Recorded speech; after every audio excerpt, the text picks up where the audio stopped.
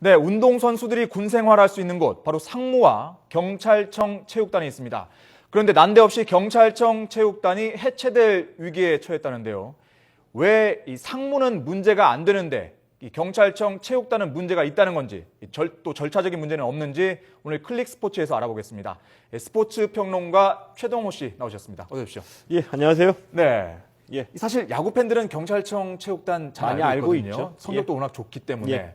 이 경찰청 체육단 어떤 곳인지 좀 짧게 설명 좀 해주시죠. 예, 우선 이 경찰에서 이 5개 스포츠팀을 운영하고 있거든요. 네. 일단 110명 정도의 이 선수들이 있는데요. 예, 축구와 야구, 유도, 육상, 그리고 사격 5개 팀입니다. 네. 어떤 선수들이 입대를 하냐면은 일반인은 지원할 수가 없고 네. 프로 선수들과 국가대표 경력이 있는 선수들만이 입대를 해서 경찰청 체육단에서 운동을 할 수가 있습니다. 네.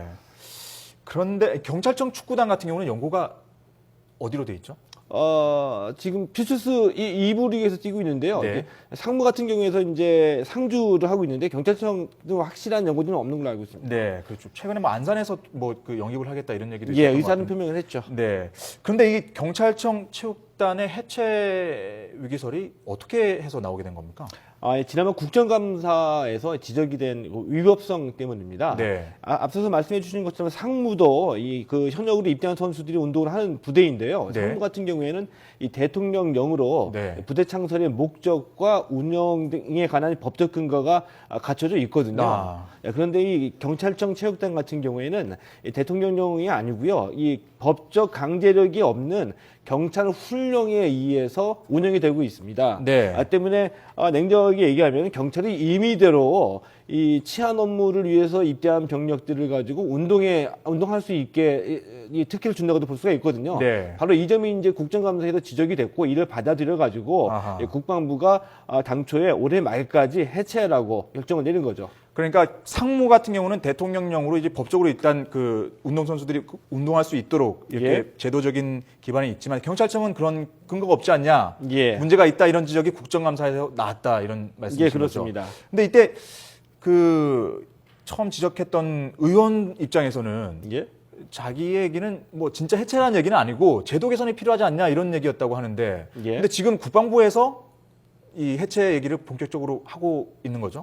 근데 이 뭐 상무도 마찬가지고요. 경찰청도 애초에 이 운동팀을 만들 때에 네. 뭐 신성한 국방 의무 못지 않은 가치로운 일을 이 선수들이 국제대회에 나가가지고 경쟁력 있게 해준다고 한다면은 네. 이 국위선양이라는 이 가치로운 일이 있기 때문에 국민들의 그 여론을 수렴해서 이제 부대 창설하는 것이거든요. 네. 때문에 그 국정감사장에서 지적이 된 것도 부대 창설의 취지나 배경에 대한 부정이 아니라 법적 절차에 하자가 있다는 위법성이 있었습니다. 네. 이런 여론관제 의견을 받아들여 가지고 국방부도 현재 경찰청과 그 올해 말 해체 전까지 이 법적인 설치 근거에 관한 협의를 하고 있고요. 네. 그리고 상무 같은 경우에는 27세이고 연령 제한이 경찰청은 30세인데 네. 형평성을 맞춰서 경찰청도 30세까지 낮추는 방안을 협의를 해 나가고 있습니다. 네. 그러니까 지금 당장 없애겠다는 건 아니고 일단 어떤 문제가 있는지 들여다보고 국방부하고 경찰청 측하고 지금 좀 협의가 진행 중인 그런 상황이군요. 일단 지금 삼성의 배영섭, 뭐 LG의 임창규 이런 이름 있는 선수들이 당장 내일 경찰청 입대 예정이라고 하거든요. 예.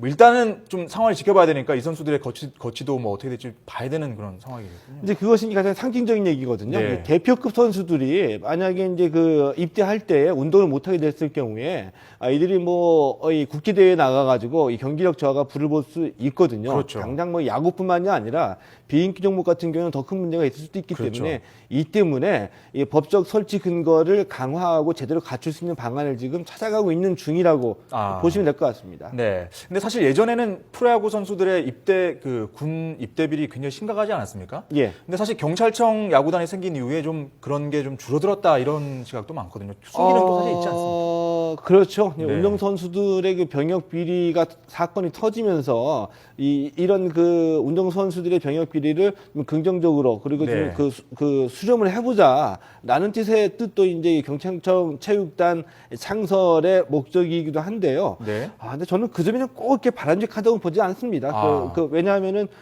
그 운동선수들이 병역 의무를 운동을 계속하기 위해서 그 고의로 이 수술을 하고 몸에 네. 탈을 내서 그 병역 의무를 벗어나는 것이 꼭 이 경찰청 이 체육단을 창설하는 것만으로 그거를 그 방지를 해야 되는지 뭐 네. 그 점에서는 약간 도덕적으로 문제가 있다고 볼 수도 있겠죠. 그렇죠. 물론 그런 쪽에서 예. 봐야 되겠죠.